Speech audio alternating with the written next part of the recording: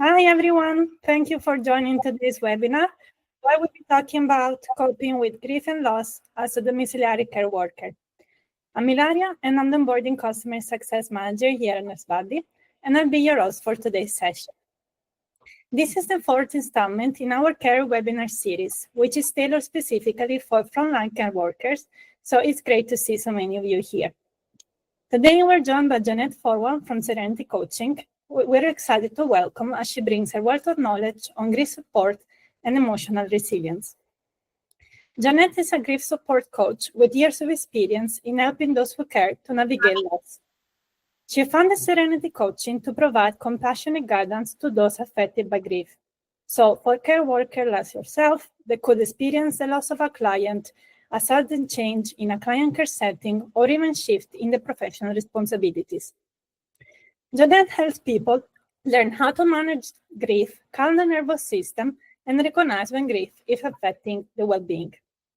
Her work focuses on helping people process grief in a healthy way to avoid burnout and improve overall mental health. A very warm welcome to Jeanette. For today's session, we'll start with a presentation from Jeanette, followed by a Q&A session. If you'd like to ask a question, please use the Q&A feature in Google Meet. You can find it on the activities icon on the bottom right of the screen. It looks like three shapes, and then choose Q&A. If you're on a mobile device instead, you can click on the three dots to see it, and then you can type in your questions, and we'll get to as many as possible. Also, we're recording this, and we'll send you a link afterwards. With that, I think we're all set to start, so over to you, Jeanette. First of all, thank you everybody for coming this afternoon. Talking about grief and loss can be very tender and quite difficult in our culture. So a very warm welcome and thank you so much for showing up. Just wanted to give you a little bit of background about myself so that you understand why I do this work. In my early to mid 30s, I experienced an awful lot of family loss.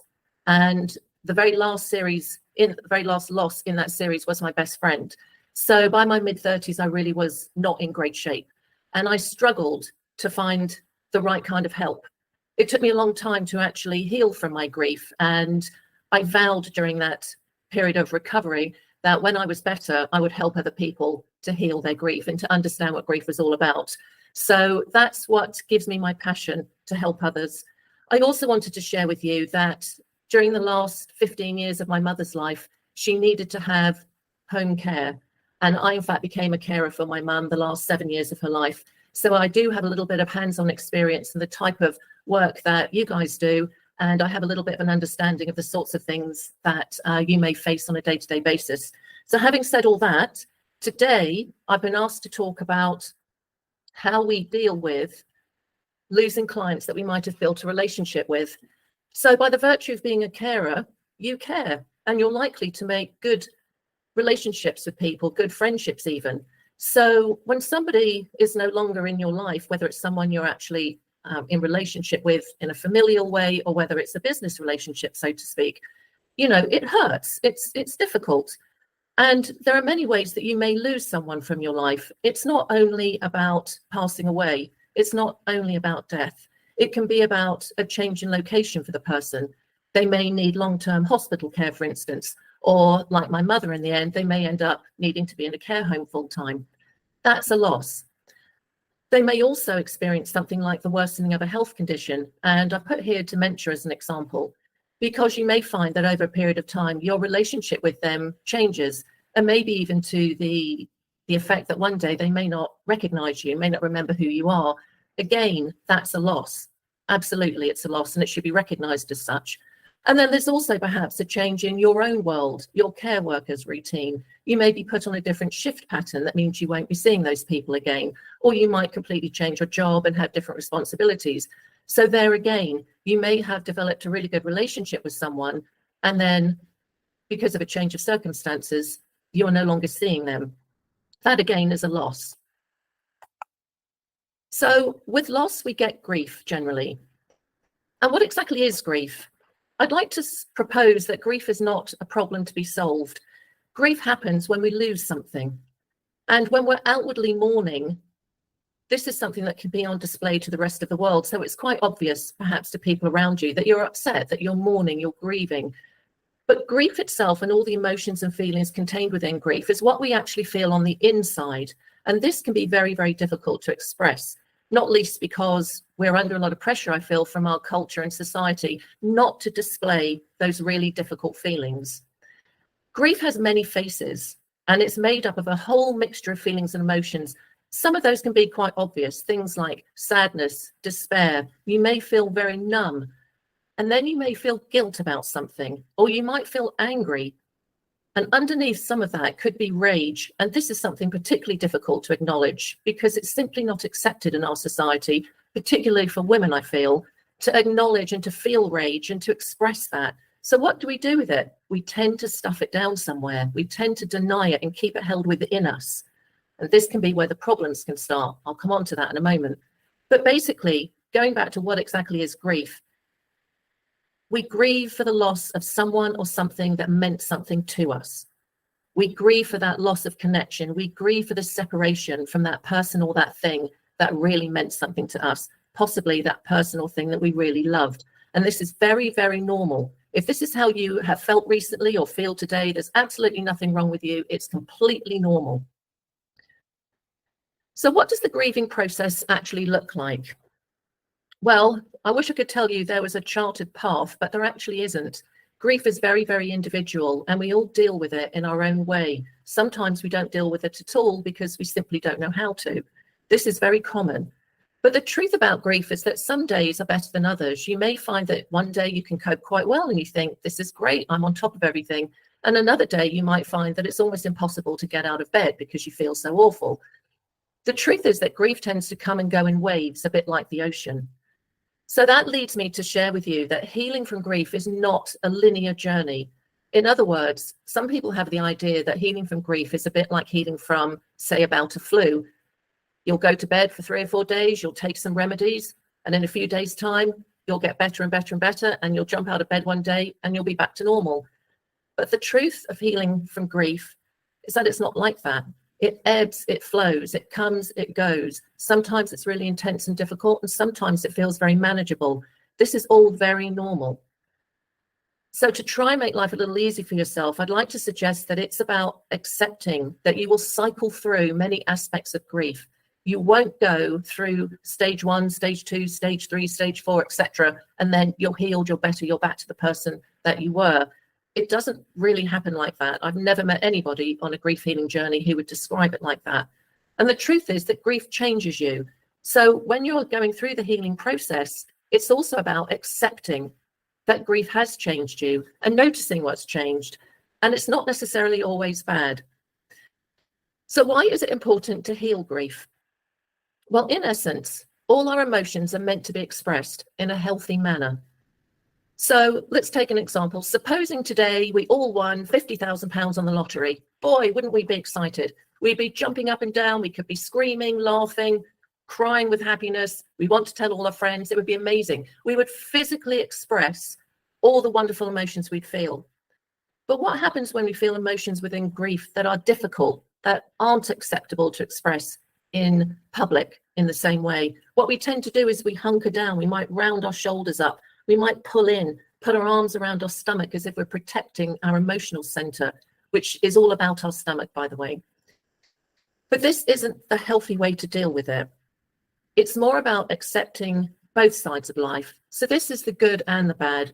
We wouldn't know one without the other, yet we rarely allow ourselves to actually accept that there are difficult times to life. So if we deny that, this is when we start to potentially feel some issues, because it takes an awful lot of energy to suppress really difficult feelings. You must have had times, I'm sure, when you felt angry and you had to bite your lip, you had to keep it all inside. It takes a lot of energy to do that. So if you imagine when you're grieving, you're continually trying to keep those feelings and those emotions locked in you, it's going to be exhausting. You may feel like you're carrying an enormous weight on your shoulders. You might feel exhausted all the time and really out of patience. Maybe everyone around you's irritating, or you're irritating yourself. You're putting a lot of pressure on yourself to continually show up and be there for everyone, when underneath you might be feeling like you're torn up inside. So this could be a very classic example of grief that hasn't been tended to. So what are the benefits of processing grief? So as I said earlier, it's very healthy to express difficult feelings in a safe and supported way. And keeping emotion stuff down takes a huge amount of energy. So each time that you allow your difficult emotions to be felt, you're also allowing a little bit more healing to happen. And healing from grief is really a gradual process, and it's very, very individual. So it's taking baby steps, and literally one step at a time, one day at a time. And each time you do a bit more healing, you're integrating your loss, and you're accepting more of the reality of life, the good and the bad, the good times, the difficult times. And as you heal, you also have endless opportunities to recognize how you've changed. How has this loss changed you? What have you learned about you? You may have learned that you are a deeply, deeply caring person, and that you feel things very rawly, perhaps. And that can be a good thing. That can help you moving forward. It also benefits your health, because when you are processing your difficult emotions and they're continually being suppressed, what happens is they start to build up, and they can build up over a very long period of time. And the ultimate reaction of your body to that is that it may start throwing up random aches and pains, unexplained symptoms like headaches or things that you can't get to the bottom of. Sometimes emotional pain can be the most difficult thing to identify, but it's not necessarily the most difficult thing to treat. But we don't really live in a world at the moment anyway, where the first thing that we think about is our emotional pain when we're considering the symptoms we might be having. So where do we begin to heal our grief? How do we deal with grief and loss in the moment? So very often, the first thing we feel is shock. So you may go to one of your calls, and it might be that somebody you have a lovely relationship with has passed away in the night or become very poorly, and it's a shock. And the first thing to do is to recognize this, to acknowledge it. Sometimes, again, because we live in a pressured society and there's a lot of pressure on us to keep going and keep going, especially when we're at work, it can be tempting to just sort of push it away. But actually, what is healthiest is to acknowledge it. And the foundation of healing grief and loss is self-compassion. And that's another area that can be quite challenging, because we're not taught how to be self-compassionate. We tend to be taught how to be compassionate with other people. So what I'd like to suggest is that when this happens in your life, please think to be very, very kind to yourself, perhaps in the same way you would be for your best friend. So what would you do for them? Perhaps you'd sit and listen to them. You might give them a hug, might go for a walk with them. You'd be with them. So I would like to suggest that you start by being with yourself here. And what we're doing initially is calming the nervous system. So going back to my example of going to one of your calls and receiving some shocking and upsetting news, perhaps if you don't have a chance to go for a walk, you might go back and sit in your car. If you're with someone else, that's great, because you can share the experience with someone. But it's important to take a couple of moments for yourself here. I'd never advocate driving off when you're feeling very topsy-turvy from bad news. So please take a couple of moments. If you feel that tears are welling up and you need to cry, please, please cry. You may or may not be aware that when you cry emotional tears, you actually release certain hormones that help to calm the nervous system. So there is a biological reason for crying like this. So please allow yourself to do that. Maybe make sure you always have a box of tissues in the car just in case. So on to actual techniques. Give yourself a hug. Now, you might think I'm crazy to just say this. How can that help? Actually, it can help an awful lot. We as humans need to have the sense of touch. And this really is a very, very effective technique for calming the nervous system. So give yourself a nice hug and actually speak what's true for you. It might be that you need to say, oh my goodness, I was not expecting that. That was such a shock. Oh, I feel so sad. Say out loud if you can, to someone you're with if you can, or if you can't speak out loud, say it in your head to yourself. But say what's true for you in that moment, how you really feel. If you can't get your head around giving yourself a hug like this, put your hands over your heart. It doesn't matter which hand goes on first, but one hand on your heart and the other hand on top. And again, speak the truth. Oh, I never saw this coming, or I thought this might happen, but gosh, it's a shock now that it has. Or whatever it is that's true for you, whatever it is that you're feeling right there in that moment, just put your hands on your heart and say to yourself or say out loud what's going on for you. And the third thing I'd like to suggest is tapping your vagus nerve. Now, some of you might not know about the vagus nerve, and I won't go into any kind of tutorial about that at the moment, but the vagus nerve feeds back information to our brain. So a simple tapping technique, which is the center line here, where your collarbone meets in the middle, just use 3 or 4 fingers of your right or left hand with your index finger at the top here, just tap very, very gently. And again, just acknowledge how you're feeling in that moment. And you can do this for a couple of minutes, 3 minutes. If you find it gets a bit uncomfortable to keep tapping on the same spot, then just use both hands and tap across like this, just right across underneath your collarbone. And as you do that, you'll find yourself calming. Maybe you'd like to try it now. And as you calm, you'll find you'll be able to breathe more deeply. So you can breathe in through the nose and then really let out as loud and as full an out breath as you can. Put more effort into the out breath than the in breath. And all of this will calm your nervous system down so that if you need to carry on driving, say to the next appointment, or whatever you need to carry on doing in your day, you'll be able to do that. So the breathing will help bring yourself back into your body, bring yourself into the present moment, and calm your nervous system. If you're able to go for a walk, that's fantastic. If you have some water in the car, say, that's brilliant as well. Always taking a drink is really helpful because, again, it connects you directly to your body and it helps to calm the nervous system. If you feel like you need any sustenance, I would highly recommend something like protein. If you're able to manage a handful of nuts, that's great. If you can't manage nuts and you really fancy something a little sweeter, maybe a banana or some grapes or an apple, something like that. But I really would avoid something really sweet like chocolate, because I'm sure you all know chocolate is great at giving you that instant hit. And then about 20 minutes later, you tend to crash again. So that doesn't really help your nervous system in this scenario.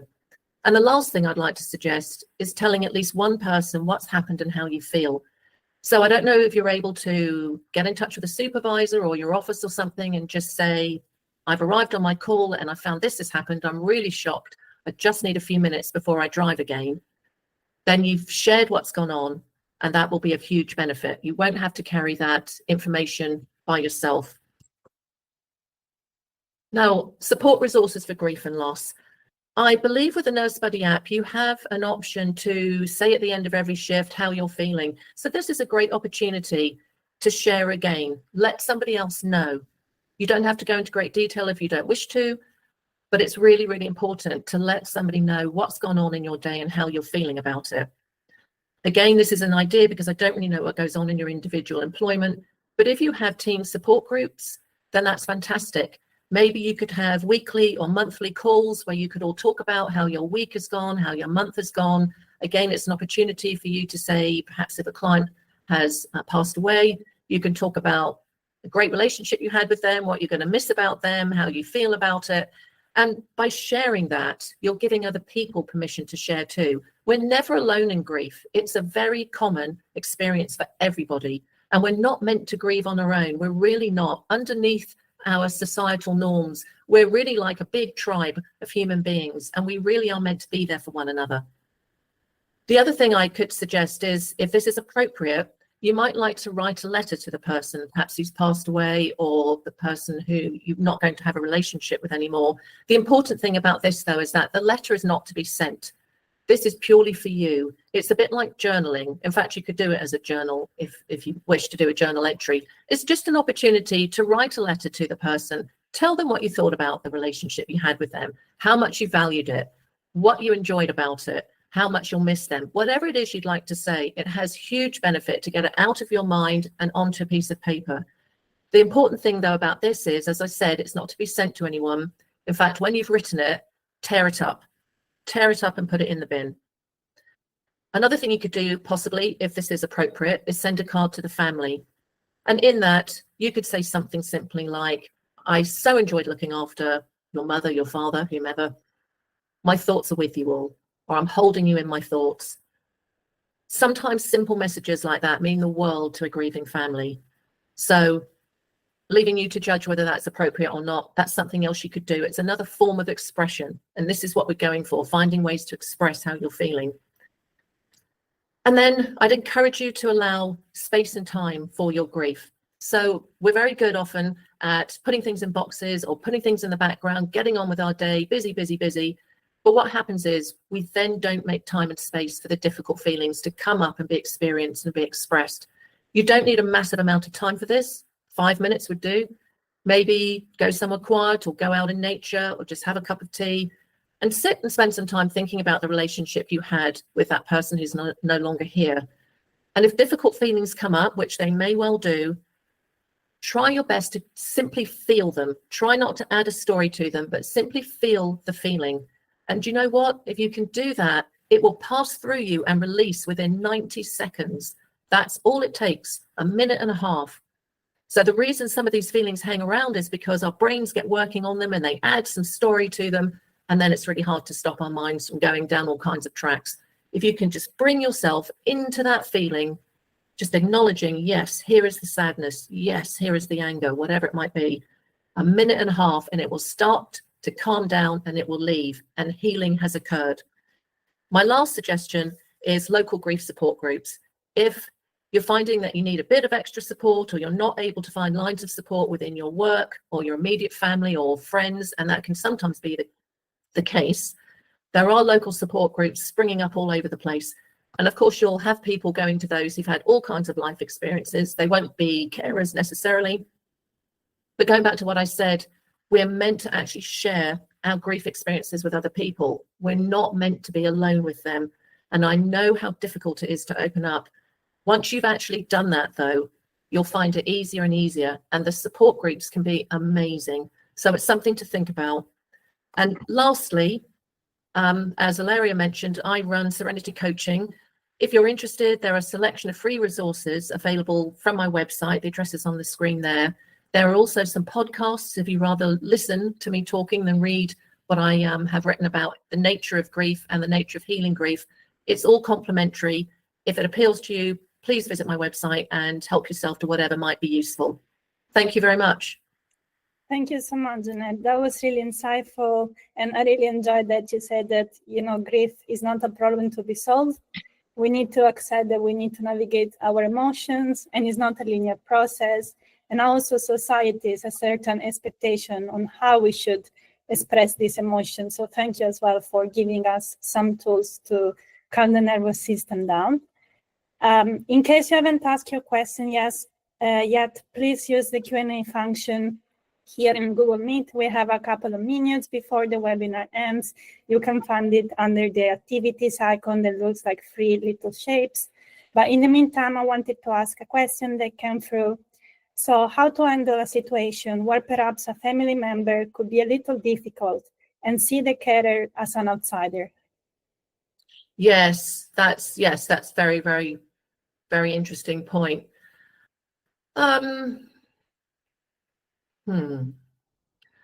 I would accept that that's their viewpoint in the moment. It may not be their viewpoint later on. Oftentimes when people are in shock, say a family member is in shock themselves, they look for an outlet for that difficult feeling of shock. They don't know what to do with it. And someone like a carer can be viewed as an outsider. So this is one of those tribal things that humans will do, where they won't necessarily take it out on another family member. They'll go for someone who's seen as an outsider.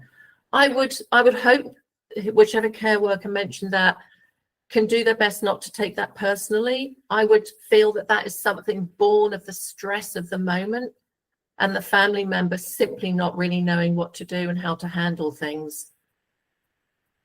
But it is hurtful. It's hurtful. Absolutely. Understand that. Thank you, Jeanette. I guess one more question before we bring it to an end. Do you have perhaps any tips for the care workers here in case they see one of their colleagues struggling with grief? Absolutely. So one of the best things you can do for someone is sit with them, be with them, literally allow them to start expressing their grief in whichever way feels right for them. If they need to sit and cry, please sit with them, let them cry. Our temptation, especially as caring people, is try and stop the pain. But actually, this is the pain being expressed and released. And actually, this is the healthy way for it to happen. So bring some tissues, sit, Maybe you'll cry with them, perhaps. Acknowledge what's going on. Acknowledge the difficulty of the situation. It's not easy, but my goodness, it's healthy and it really does help the healing process.